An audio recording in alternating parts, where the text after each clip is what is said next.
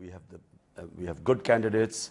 We are prepared now for government. We have a manifesto, a 100-day plan, and so it's the best we've been prepared. Therefore, I'm more optimistic than ever that I think this time we will win. What are other major factors? The other factors are that corruption has become a major issue. And corruption has become a major issue, A, because of social media. Social media has exposed corruption which the mainstream media would not before. And secondly, we have had two campaigns. One was a protest of Dharna in 2014. And then was the whole Panama case, where we were in the field and it was in the Supreme Court. We had rallies. So this time you have a very politically aware public going to the polls. Never was there such a public so aware of all the issues as there is today. Nonetheless, your party has been at the heart of the controversy that you've been accommodating so many candidates from the other mainstream political parties, and many of them were tainted with corruption charges. In one way or the other, doesn't it really defeat the very purpose you've been fighting against? Look, in a parliamentary democracy, you have to have the numbers to form government. If this was a presidential form of government, then it would be very easy to contest elections in Pakistan. But because we have to win at least 140 seats in the parliament, that means you have to take people who understand the science of contesting elections. This is not an election in Europe where you can stand up and then people go to the polls and then stamp the papers. This is a different election here. You have to have candidates who understand the art of contesting an election. In other words, who have to have the infrastructure to contest elections. So on a polling day in a rural constituency, unless you have about 2,000 trained workers, you cannot contest an election. Then you need finances to bus in your voters to the polling station. So hence we have to compromise. We have had a mix and match. About 60% of our candidates are all PTI. But there are 40% others who have come from the other parties to join us. And they've come from the other parties because they realize that PTI has the biggest vote bank today. Previously, you said that the Pakistan was heading towards economic destruction because of the fact that the previous government had borrowed more than $40 billion external loan. What strategy, economic strategy or political strategy you have to really get rid of this debt and not to go back to the IMF? It is probably the biggest crisis, financial crisis that Pakistan, any government taking over charge, will face in Pakistan. Never was there such a high fiscal deficit, never was there such a huge trade deficit, and never were the institutions in such a bad state as they're in Pakistan. Having said that it's not going to be easy, it's a big challenge. The way forward is immediate reformation of our state institutions, of our regulators, for financial regulators, of the corruption watchdog. Corruption is one of the biggest problems. We do not have enough money to pay for our expenditure. And to cut corruption and to raise revenues, we have to fix those state institutions, the FBR, which raises revenues, NAB, which tackles corruption, strengthen them, improve institutions, improve governance to bring in investment. And in a nutshell, we have to reform ourselves. We have to reform our state institutions to be viable, to have enough money to develop our human beings. The other challenge is to spend money on our human beings, on our children, on their education, on health, on clean drinking water, on employment. But we don't have enough money right now. So make the state strong enough, the institutions, so we can raise the money, cut down corruption, good governance, attract investment, and then spend money on our human development. You've been very critical about US involvement in Pakistan's domestic affairs, particularly under the cover of war on terror. What kind of bilateral relationship we can foresee once you are in power? Pakistan today needs stability more than any other time in its history. We need peace, stability. We need good relations, and we certainly do need good relationship with the US. US is a superpower, cannot be ignored. unfortunately, our relationship has been very one-sided in the past. The relationship has been where the US has used Pakistan as a hired gun. So we are paid to do their work, to fight their war. This has cost Pakistan over $100 billion lost to the economy. Over 70,000 people, Pakistanis, have died. They are still dying today. The terrorism is still not been overcome. So what we want is a relationship with the US where it is mutually beneficial to both. It's not a one-sided relationship like it's been. What kind of shape of those relationships you foresee? Well, Pakistan, for instance, in Afghanistan, the US has been stuck in a quagmire for 16 years. And that's mainly because it's a one-dimensional approach in Afghanistan, which is military solution. Where Pakistan should help is not in doing more in terms of military, because Pakistan has already damaged itself enough from fighting the US war. What we should do is, we should help US in peace settlement, in a political settlement in Afghanistan. Pakistan do whatever it can in helping these peace talks. And whatever leverage Pakistan has over Taliban should be used there, rather than being ordered to fight the Taliban, because the war is not ending in Afghanistan. So for 16 years the war has gone on. What kind of strategy you have whereby you can help Americans to resolve this 17 years long insurgency? Firstly, the Americans should have learned from the Soviet experience. The Soviets would probably best guide the Americans that military solution is not an answer in Afghanistan. And therefore the only other solution is political. So my advice would be to the Americans that the surge has failed. 16 years of war trying to force a win, that has failed.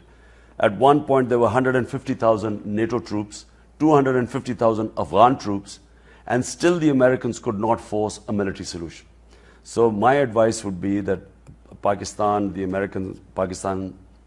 might help them along with the neighbors of Afghanistan. On one hand, Americans are seeking Pakistan's help to resolve insurgency in Afghanistan, but continuously they've been pressurizing Pakistan to do more, saying there are Afghan Taliban sanctuaries on Pakistani side of the border. How would you handle that kind of scenario? Very unfair of the Americans. Here's a country, Pakistan, that had nothing to do with 9/11, no Pakistani involved. Al-Qaeda was in Afghanistan. There were no militant Taliban in Pakistan. So Pakistan was forced into this war. Pakistan lost 70,000 people dead. Pakistan lost over $100 billion lost to the economy. Tribal areas devastated. Still they have not recovered. They're in a bad shape today. And yet, at the end of it, to be blamed for the US failure in Afghanistan is tragic. It's painful for people of Pakistan.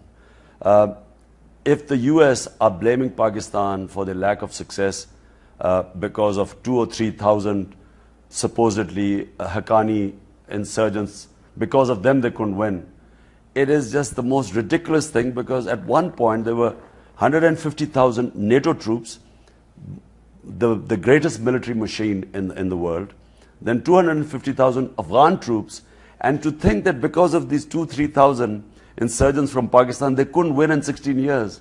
It is very unfair on Pakistan. So the solution is peace. The solution is political.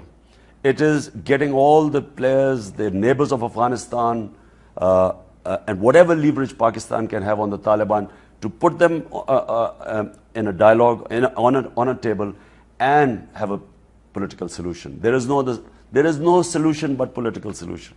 Just few weeks back, both Pakistan and the US, they stick to the movement of their diplomats within the 40-kilometer range. And at the heart of the behind the scene, there is a controversy, there is a row between both countries, that the American embassy in Islamabad, they have launched some sort of espionage network. And you might recall there was a report by Edward Snowden, the US intelligence contractor, and he said that more than half of $52 billion black CIA budget is spent on espionage network in Pakistan on two things: where ISI is hiding anti-US militants and where are Pakistan's nuclear warheads. So it's a big kind of challenge. How would you handle it? Uh, change the nature of relationship between the US and Pakistan. The US has looked upon Pakistan as an ally at one point and then as an enemy at the same time. So it's the only time in history I can recall where an ally keeps bombing you the same, it's ally. I mean, the drones were bombing, killing Pakistani people, causing collateral damage in Pakistan territory. It's never happened. I don't know of any situation like that which has happened before. And that's why the anti-Americanism rose in Pakistan, because people couldn't work out, are we an ally or are we an enemy? And that's why the whole relationship between the US and Pakistan needs to be reset. And it can happen, because I think the US will need Pakistan in finding a political solution in Afghanistan. And of course, US is a superpower and Pakistan wants to be on the right side. Can Pakistan really survive without US financial aid and the military hardware? What kind of strategy your party could possibly have if you come into power? Well, first, have a decent, good relationship with the US. That's number one. Secondly, Pakistan should not rely on foreign assistance for survival. I started your program by saying Pakistan needs to put its house in order. Pakistan needs to fix its financial institutions, its state institutions, and Pakistan will not survive by getting handouts from some foreign country. Pakistan will survive by standing on its own feet, balancing its budget, improving trade, creating wealth, bringing in investment. That's how Pakistan will survive. The problem is there's too much dependence on foreign assistance, foreign loans, and we are in a present situation because we take the easy option. We lose our independence, and at the same time, we do not do the required structured changes, the reforms that need to be done in Pakistan. Realistically speaking, will Pakistan be really able to have a genuine independent foreign policy? Because US influence has been there. It's a decades long. It's not going to go away within a matter of weeks or months. I think the world is changing. The world is changing fast. It used to be two superpowers, then became one superpower. Now you have emerging other powerful countries. China has emerged.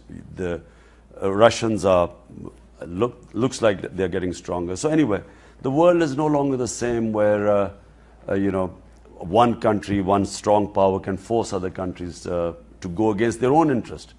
My objection to our Pakistan-US relation was that Pakistan was required to do things that went against our national interest, that went against the interest of the people of Pakistan. That should not happen. Foreign policy should be where the interests of your people are protected, but not where you go against their interests. Possibly you are going to rule over a country which has a history of repeated military takeovers, and then there have been allegations of military interference behind the scene. How you are going to handle it? Pakistan, the political thinking in Pakistan has evolved. In the old days, a democratic government would flounder and you would have military come back. And it started off because Pakistan was a security. It started off as a security state. There was a threat that will Pakistan survive with a neighbor 7 times its size, a hostile neighbor, because we started on a bad footing. And so the fear of survival made the security more important. And therefore, whenever the security forces felt that the democratic governments were floundering, they would take over. But now, as we sit in 2018, Pakistan's political thought has evolved to a point where everyone realizes there's a consensus, even amongst the military, that martial law is not an option. So therefore, I do not think that we will have those fears again. When you have very incompetent, corrupt governments, then they lose space to the military, which is far more organized, more efficient. It's a strong institution. But it's because of the failure of democratic governments to perform. The only strength, the power of a democratic government comes through its performance. If it performs, it helps the people get attached to the government. That is its strength. On a lighter note, towards the very end of our interview, what could be possibly your first order as a Prime Minister of Pakistan if your party wins the elections? You know, I haven't really thought about it, and there is a reason for it. My conditioning is as a sportsman. A sportsman does not think he's winning until the last ball is bowled. So until I win, obviously we have a plan, but until we win this election, only then will I start thinking of what will be. But you have a 100 days plan. We have a 100 days plan, but you talked about the first move. The first move will be once we realize that we are winning the election. Thank you very much for your time, Khan sir.